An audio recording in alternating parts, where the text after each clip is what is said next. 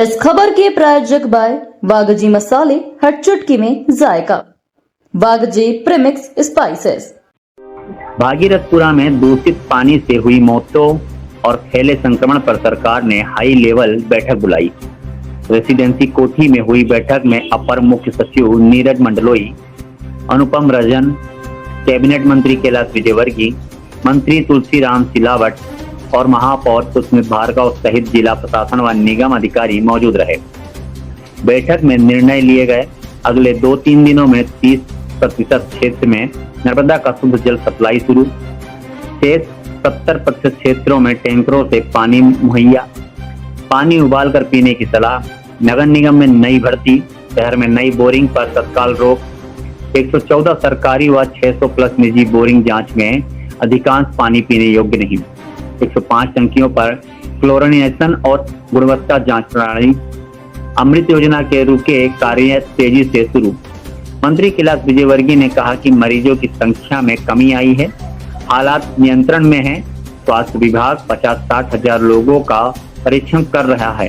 Collector को भी सभी स्रोतों की कड़ी निगरानी के निर्देश दिए गए हैं। जनप्रतिनिधियों के साथ मध्य प्रदेश शासन के वरिष्ठ अधिकारी एसीएस नीरज मंडलोई जी और राजन जी के साथ काफी लंबी चर्चा हुई। कल से वो यहाँ है। उन्होंने भागीरथपुरा ही नहीं, पूरे इंदौर के डेवलपमेंट के बारे में अध्ययन भी किया। आज हम सब लोगों से चर्चा की। निश्चित ही भागीरथपुरा अभी हमारा केंद्र बिंदु है और भागीरथपुरा में बहुत तेजी से स्थिति एकदम सुधर रही है। बीमारों की संख्या भी एकदम कम हो गई, मिनिमम हो गई है। और कल भी डायरिया के 4-5 ही पेशेंट आए थे और उसमें कोई सीरियस नहीं था।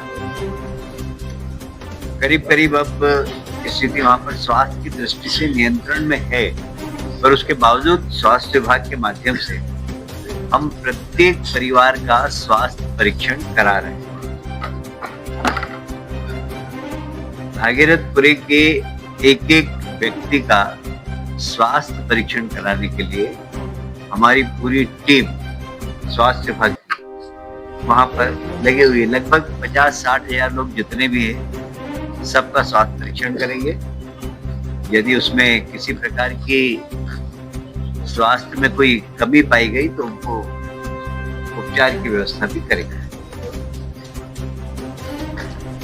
अभी पाइपलाइन का काम चल रहा है, ड्रेनेज का काम भी चल रहा है, पर अभी 30% जो क्षेत्र में है वहाँ पाइपलाइन डल चुकी है और कल टेस्टिंग भी हो गया।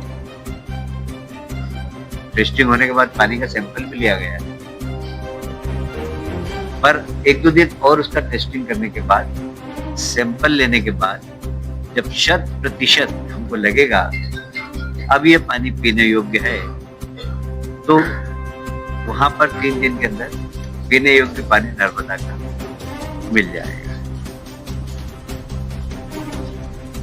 पूरे भागीरथपुरे में लगभग 114 शासकीय ट्यूबवेल हैं और लगभग 100 से ज्यादा प्राइवेट हैं। ट्यूबवेल का पानी जब टेस्ट कराने के बाद पीने योग्य नहीं पाया गया, हमने सभी में क्लोरिनेशन करवाया। क्लोरिनेशन के बाद वो पानी पीने योग्य है, उपयोगी है, पर हम आग्रह यही करेंगे भागीरथपुर के लोगों से कि ट्यूबवेल का पानी आप नहीं पिए। वह सिर्फ साफ सफाई और अन्य काम में ले। पीने का पानी 30% में तो नर्मदा का पानी पहुंच जाएगा, से 70% पानी वो टैंकर से हम नर्मदा का पानी भेज रहे हैं। भले टैंकर से पानी आ रहा हो, पर उसके बाद भी हम आग्रह यही करेंगे कि पानी उबाल कर। हालांकि टैंकर का पानी शुद्ध नर्मदा का है, किसी प्रकार की कोई उसमें कमी नहीं है, पर आग्रह यही करेंगे कि वे पानी बॉईल करके शहर को लेकर भी आज सभी जनप्रतिनिधियों ने चिंता व्यक्त की थी और बहुत सारे बातें पे चर्चा हुई। आज अधिकारियों की संख्या कम है, कुछ अधिकारी हम डेपुटेशन पे अन्य विभागों से लेकर भी भेजेंगे और आज हमने महापौर जी से कमिश्नर साहब से कहा है कि आपके पास अधिकार है भर्ती करने की, आप भर्ती करिए और भर्ती करने के लिए एक कमेटी बना दीजिए कॉम्पिटेंट लोगों की। जो पद आप भर्ती कर सकते हो उसको भर्ती करने का कार्यक्रम प्रारंभ कर दीजिए। मुझे लगता है कि 3-4 महीने में जो नगर निगम के द्वारा भी सीधी भर्ती की जाएगी। सभी 105 टंकियां हमारे यहाँ नर्मदा की, उस पे पानी के जांच का एक सिस्टम हम खड़ा करेंगे।